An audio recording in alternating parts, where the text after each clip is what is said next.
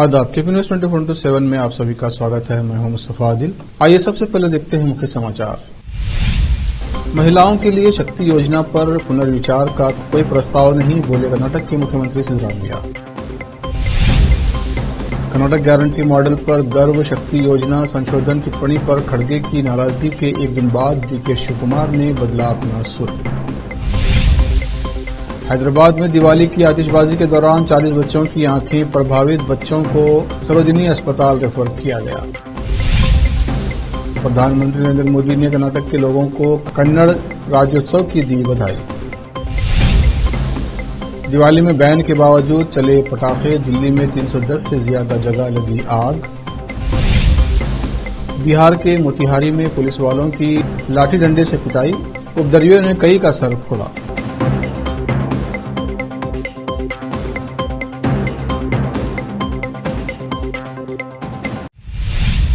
अब समाचार विस्तार से।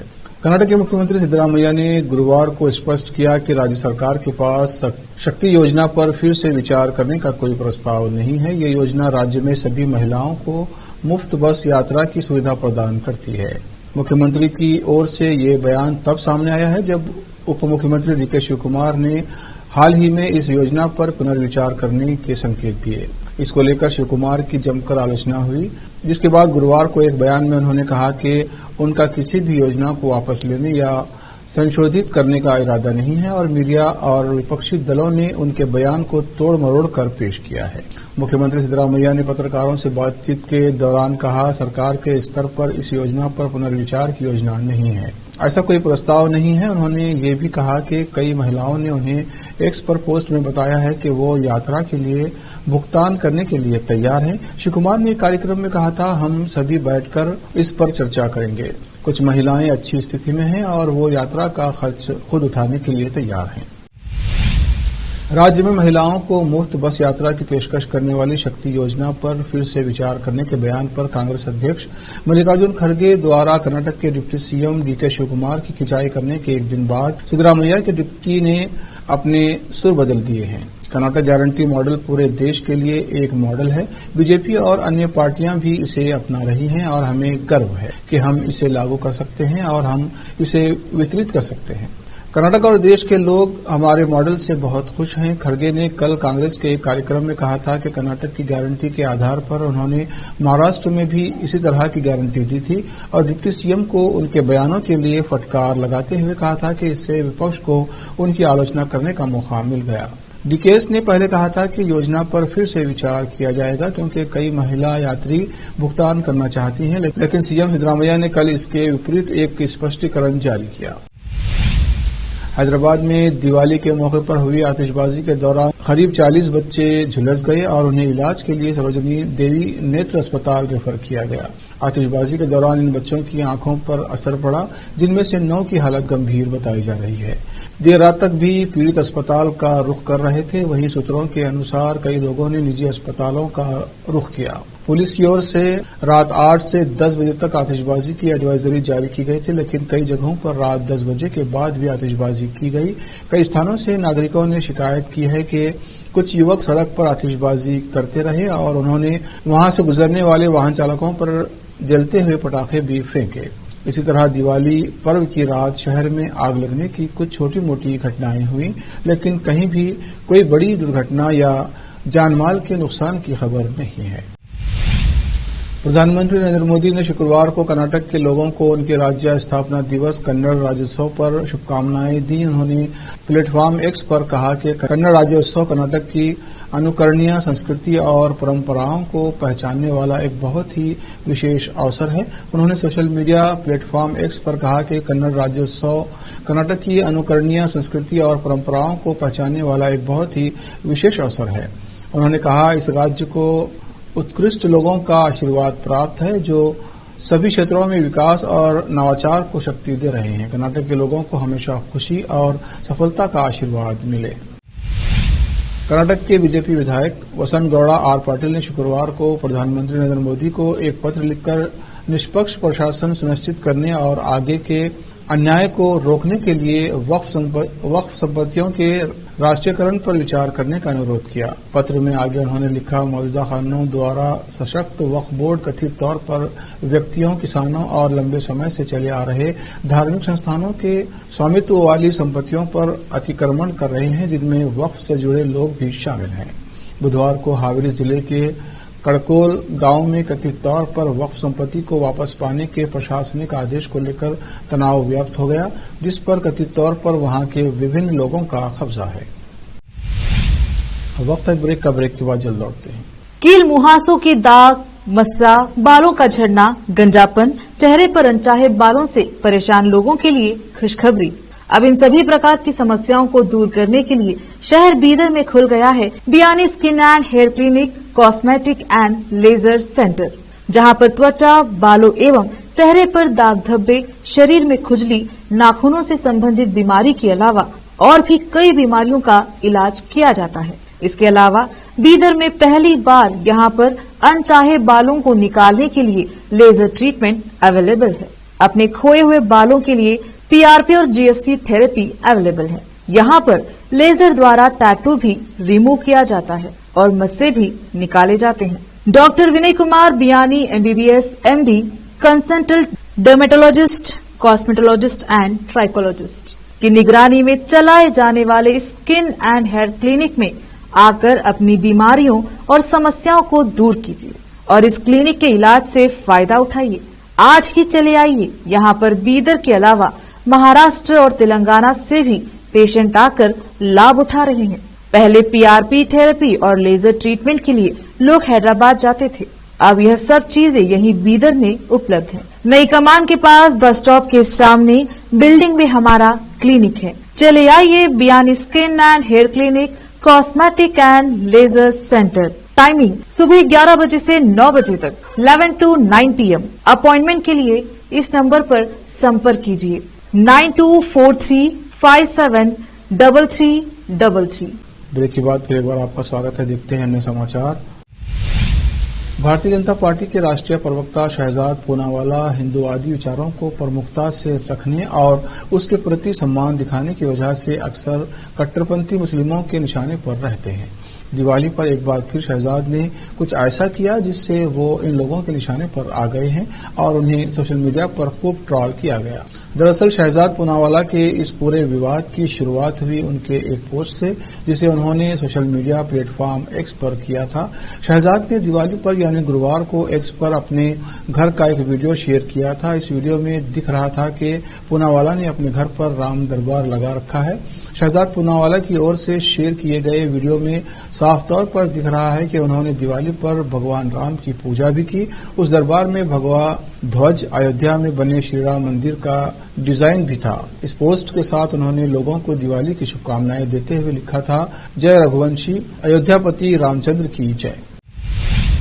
उत्तर प्रदेश के मुख्यमंत्री योगी आदित्यनाथ द्वारा दिए गए बयान बटेंगे तो कटेंगे पर सियासत कम होने का नाम नहीं ले रही है। जगह जगह बटेंगे तो कटेंगे पोस्टर लगे देखे जा सकते हैं। यहां तक कि महाराष्ट्र चुनाव में इस तरह के पोस्टर लगे देखे हैं, लेकिन अब इस कड़ी में अखिलेश यादव भी सामने आ गए हैं। जी हां, सोशल मीडिया पर अखिलेश यादव का एक पोस्टर वायरल हो रहा है जिसमें जुड़ेंगे तो जीतेंगे लिखा हुआ है। समाजवादी पार्टी के कार्यकर्ताओं ने लखनऊ में पार्टी प्रमुख अखिलेश यादव के चेहरे के साथ ये पोस्टर लगवाया है, जिस पर लिखा है, जुड़ेंगे तो जीतेंगे। पोस्टर वार के बीच सपा समर्थकों का ये नया पोस्टर चर्चा का विषय बन गया है।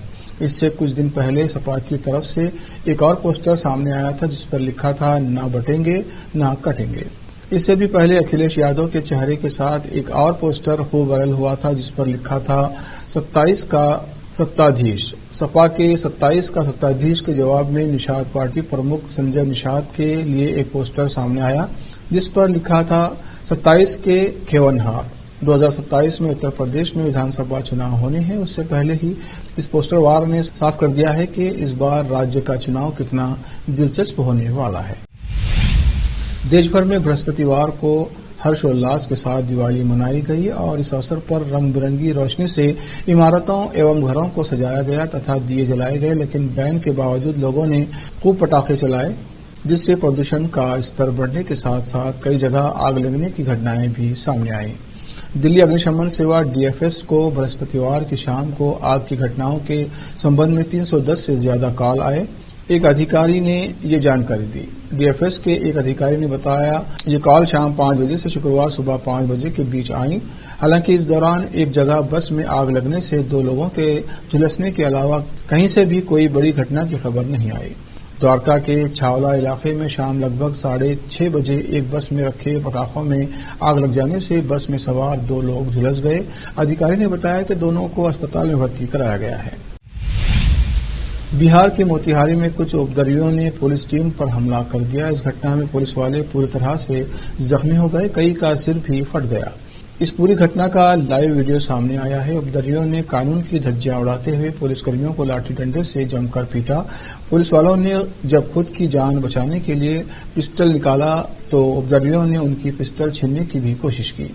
ये पूरी घटना पहाड़पुर थाना क्षेत्र के सरिया पंचायत के वार्ड नंबर 3 की है। जानकारी के अनुसार पुलिस गांव के शंभू भगत के बेटे को गिरफ्तार करने पहुंची थी। उस पर लड़की के अपहरण का मामला दर्ज है, लेकिन पुलिस टीम जैसे ही युवक को गिरफ्तार करने पहुंची वैसे ही परिजनों और पड़ोसियों ने मिलकर उन पर हमला कर दिया और उनको जमकर पीटा। इस घटना में पुलिसकर्मी सोनू कुमार का सिर फट गया। वहीं होमगार्ड जवान पुन्ना पासवान भी गंभीर रूप से घायल हो गए। घायल पुलिसकर्मियों को तुरंत अस्पताल पहुंचाया गया। अर्थशास्त्री और पीएम मोदी की आर्थिक सलाहकार परिषद के अध्यक्ष विवेक देवराय का आज 69 साल की उम्र में निधन हो गया। विवेक देवराय का निधन आज सुबह 7 बजे दिल्ली एम्स में हुआ। वो आंत संबंधी बीमारी से पीड़ित थे। राष्ट्रपति द्रौपदी मुर्मू, बंगाल की सीएम ममता बनर्जी समेत तमाम नेताओं ने उन्हें श्रद्धांजलि अर्पित की। पीएम मोदी ने शोक जताते हुए उनके परिवार के प्रति संवेदना जाहिर की। विवेक देवराय पद्मश्री अवार्ड से सम्मानित थे। पीएम मोदी की आर्थिक सलाहकार परिषद के अध्यक्ष बनने से पहले देवराय पुणे में Gokhale institute of politics and economics GIPI के चांसलर भी रहे। वक्त है और ब्रेक का। ब्रेक के बाद जल्द लौटते हैं।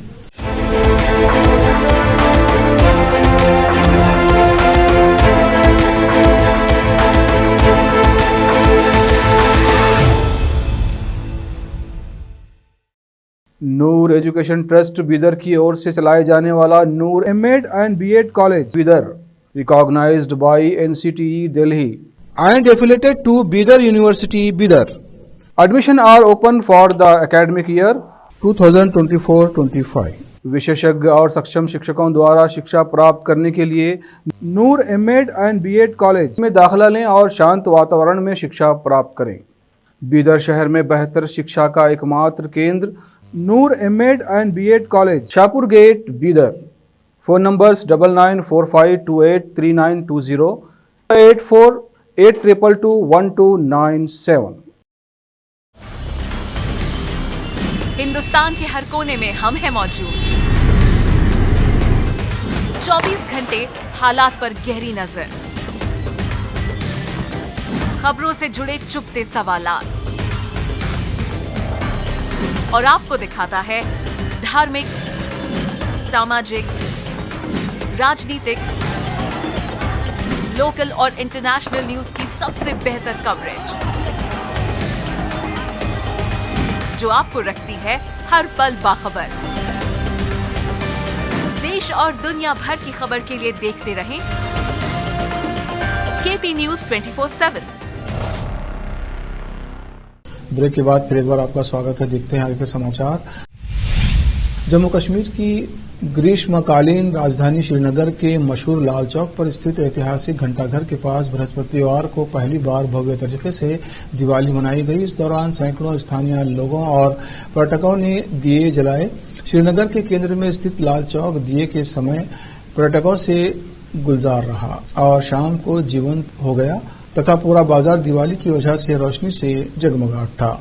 यहां भी दिवाली के त्योहार को हर्षोल्लास के साथ मनाया गया। अधिकारियों ने बताया कि शहर के केंद्र में पहली बार इतने बड़े पैमाने पर भव्य तरीके से दिवाली मनाई गई है। गुजरात के राजकोट से आई पर्यटक रशीम ने कहा, मैं यहां आकर बहुत खुश हूं। यहां का माहौल बहुत बढ़िया है। मैंने ऐसा उत्सवी माहौल कहीं नहीं देखा है। एक अन्य पर्यटक मनीष ने कहा, हम कश्मीर के लोगों के आभारी हैं जिन्होंने हमारा समर्थन किया और हमारे जश्न में शामिल हुए। समारोह को शांतिपूर्ण संपन्न कराने के लिए पूरे क्षेत्र में व्यापक पैमाने पर सुरक्षा व्यवस्था की गई।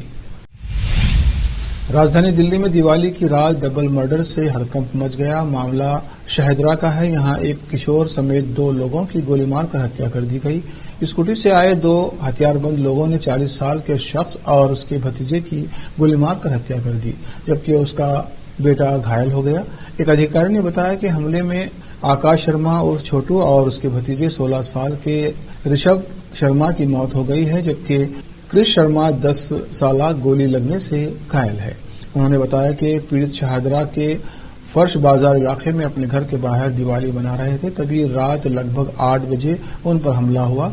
अधिकारी ने बताया कि रात लगभग 8:30 बजे पीसीआर कॉल आने पर पुलिस की एक टीम भेजी गई। टीम को घटनास्थल पर खून के धब्बे मिले। प्रत्यक्षदर्शियों ने पुलिस को बताया कि आरोपियों ने आकाश शर्मा पर गोली चलाने से पहले उसके पैर छुए थे।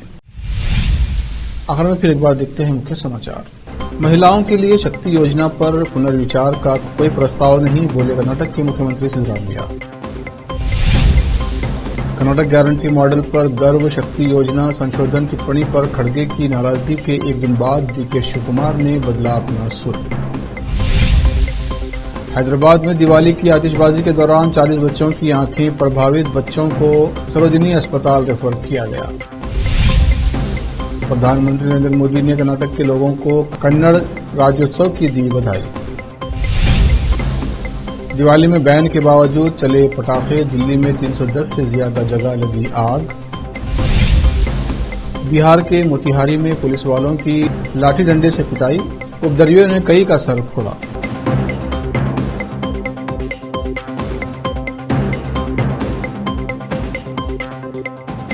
केपी न्यूज में इतना ही। देश प्रदेश के समाचारों के लिए देखते रहिए केपी न्यूज 24/7। धन्यवाद।